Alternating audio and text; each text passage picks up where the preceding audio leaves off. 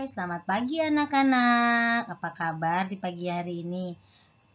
Pembelajaran kita hari ini diambil dari tema 2, berhemat energi, subtema 2, sumber energi, dan pendamping pembelajaran 1. Energi matahari dalam kehidupan sehari-hari.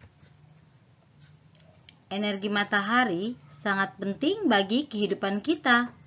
Semua makhluk hidup membutuhkan energi matahari, seperti manusia, tumbuhan, dan hewan. Matahari memiliki peran yang sangat besar dalam kehidupan karena merupakan sumber energi terbesar di bumi. Panas matahari berpengaruh terhadap aktivitas manusia dan makhluk hidup lainnya di bumi. Khususnya manusia, panas matahari dapat membantu mengeringkan pakaian dan juga menjemur ikan. Cahaya matahari dimanfaatkan untuk proses fotosintesis. Anak-anak pasti tahu apa itu proses fotosintesis. Proses yang dimana tumbuhan membuat atau memproduksi makanan dengan bantuan cahaya matahari, karbon dioksida, dan air, maka terjadilah oksigen yang dikeluarkan dan klorofil untuk membentuk glukosa. Panas matahari membantu proses peristiwa daur air. Di situ anak-anak bisa lihat. Matahari membantu penguapan dari air yang naik ke awan, terjadilah kondensasi dan turun hujan. Diserap lagi oleh bumi atau tanah, batuan berpori masuk ke dalam tanah, jadilah air dalam tanah, menguap lagi dibantu dengan matahari. Mengolah informasi dalam bentuk peta pikiran. Mengolah informasi adalah mengolah sumber data berupa gambar atau teks menjadi suatu informasi yang lebih jelas.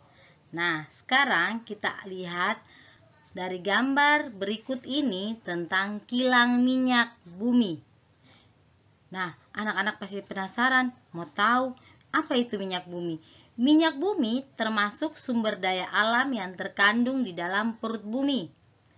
Nah, proses mengambil minyak bumi ini dilakukan dengan proses penambangan. Dan anak-anak harus ingat, minyak bumi persediaannya sangat terbatas karena dibuatnya tidak secara terus-menerus, bisa bertahun-tahun, ribuan tahun, puluhan tahun, ratusan tahun, baru bisa terjadinya minyak bumi. Jadi kita harus memanfaatkan minyak bumi dengan baik, digunakan dengan sehemat-hematnya agar kita bisa menikmatinya di kemudian hari. Dari gambar di atas, kita dapat membuat peta pikiran. Nah, peta pikirannya adalah sebagai berikut. Minyak bumi. Dari minyak bumi kita dapat membagi menjadi asal minyak bumi, cara memperoleh minyak bumi, dan hasil olahan minyak bumi. Setelah itu kita memperoleh lagi bahan bakar, parafin, plastik, dan aspal.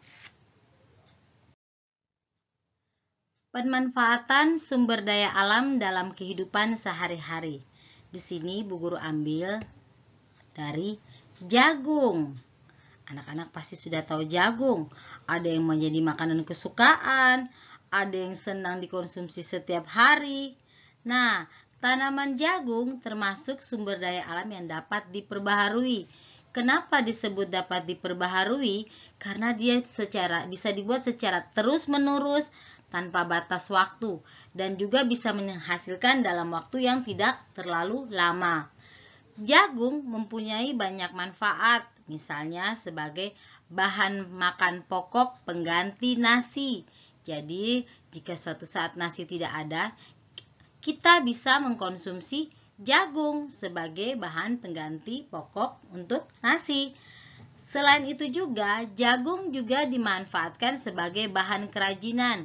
Di sini ada salah satu contohnya, tas dari kulit jagung.